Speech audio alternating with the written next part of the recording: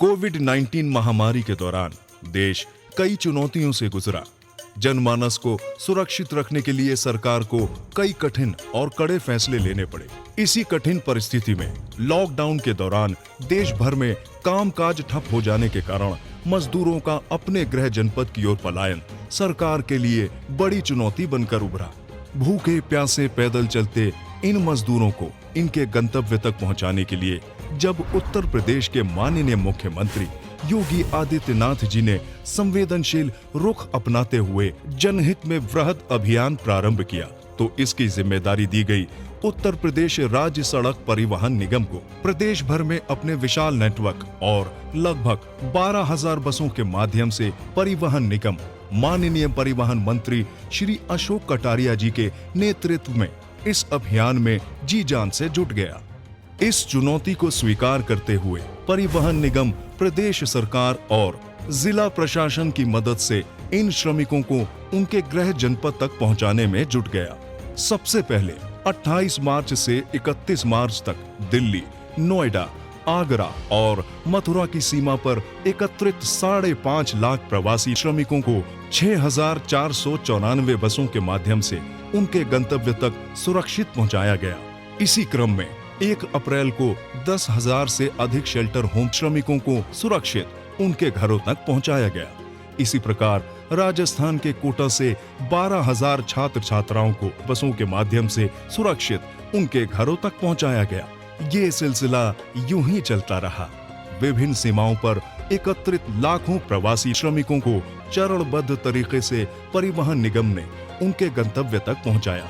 24 घंटे लगातार चल रहे इस अभियान में निगम के सभी कर्मचारी, ड्राइवर और कंडक्टर अथक परिश्रम से जुटे रहे।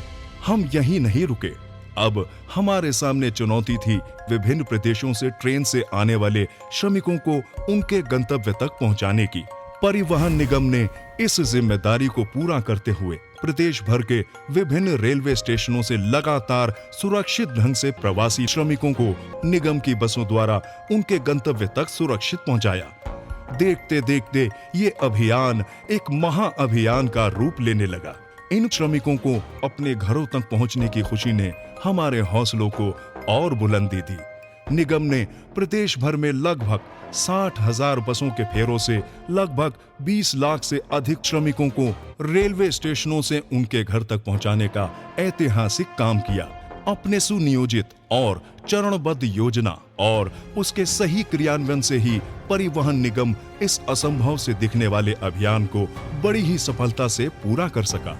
इस पूरे अभियान में परिवहन निगम ने विभिन्न स्थानों से श्रमिकों को उनके गंतव्य तक पहुंचाया। इस संपूर्ण अभियान में स्वास्थ्य एवं सुरक्षा मानकों का विशेष ध्यान रखा गया। निगम की प्रत्येक बस को मार्ग पर जाने से पूर्व और यात्रा समाप्त होने के बाद पूर्णतया सैनिटाइज किया गया।